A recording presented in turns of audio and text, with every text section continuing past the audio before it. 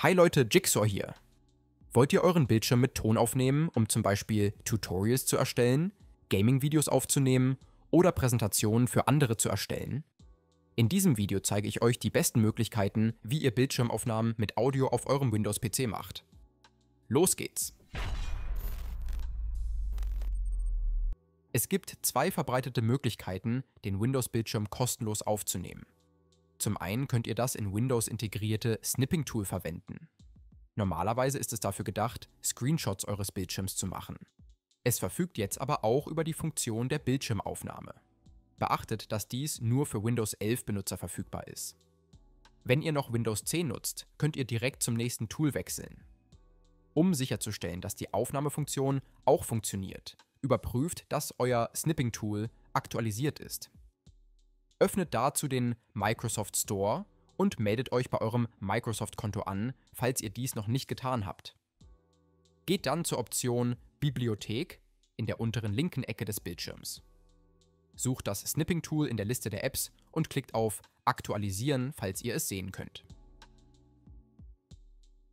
Anders als bei einem Screenshot, den ihr einfach mit der Tastenkombination Windows, Shift und S machen könnt, hat die Aufnahmefunktion keine Tastenkombination. Startet deshalb das Snipping-Tool. Geht in der Symbolleiste auf Aufnehmen und klickt auf Neu. Zieht dann das Auswahlwerkzeug, um den Teil des Bildschirms hervorzuheben, den ihr aufnehmen möchtet. Sobald ihr auf Start drückt, beginnt die Aufnahme nach dem standardmäßigen 3 Sekunden Countdown. Wenn ihr mit der Aufnahme fertig seid, klickt einfach auf die Schaltfläche Stopp, um die Aufnahme zu beenden. Ihr könnt hier dann das eigentliche Video abspielen und in einem Ordner speichern. Beachtet, dass dieses Tool leider kein Audio aufnimmt und ihr möglicherweise einen Fehler erhaltet, wenn ihr euren gesamten Bildschirm zur Aufnahme auswählt. Falls das erste Tool für euch nicht funktioniert, könnt ihr ein weiteres integriertes Windows-Tool namens Xbox Game Bar ausprobieren. Obwohl diese App hauptsächlich für Spiele verwendet wird, enthält sie auch eine Bildschirmaufnahmefunktion. Ihr könnt nach Xbox Game Bar in eurer App-Liste suchen oder einfach die Tastenkombination Windows plus G drücken. Um mit der Aufnahme zu beginnen, klickt auf Aufzeichnen in der Xbox-Symbolleiste. Hier könnt ihr dann auch das Mikrofon aktivieren. Klickt dann auf Aufnehmen, wenn ihr bereit seid, mit eurem Screencast zu beginnen. Während der Aufnahme könnt ihr zwischen Tabs navigieren und den gesamten Bildschirm problemlos aufnehmen. Beachtet jedoch, dass die Aufnahme nicht für den Windows Explorer und Desktop-Ansichten verfügbar ist. Wenn ihr fertig seid, klickt auf Stopp, um die Aufnahme zu speichern. Das Video findet ihr im Windows Explorer. Geht dann zu Videos und wählt den Ordner Aufnahmen.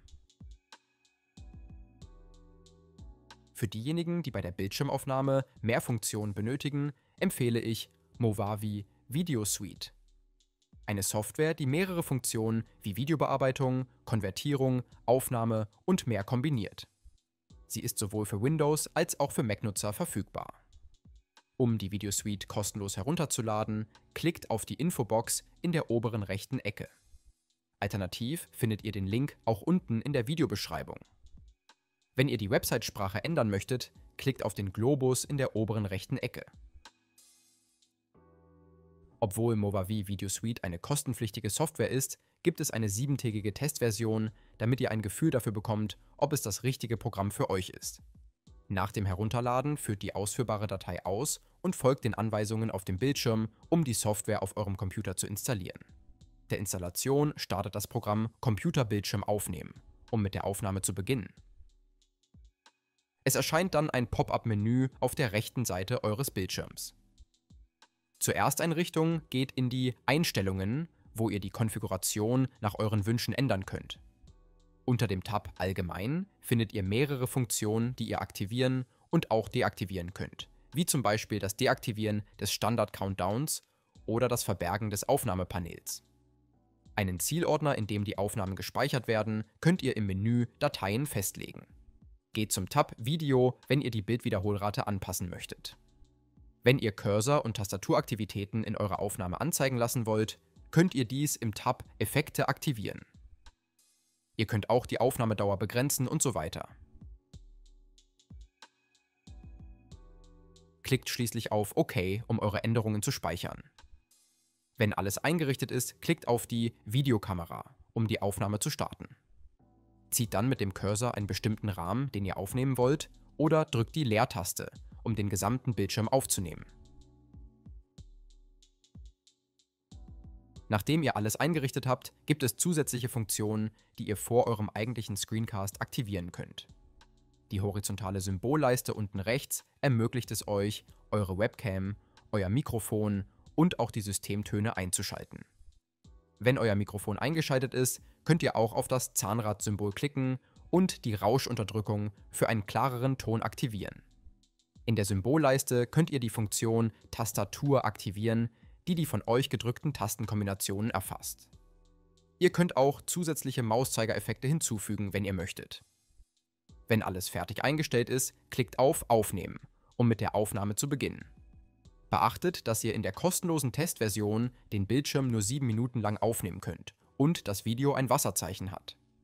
Während der Aufnahme könnt ihr auch auf die Stift-Taste klicken, um Dinge hervorzuheben oder Formen hinzuzufügen.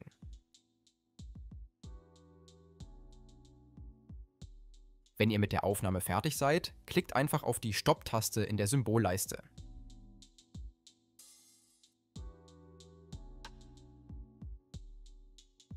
Es müsste sich dann ein weiteres Fenster öffnen.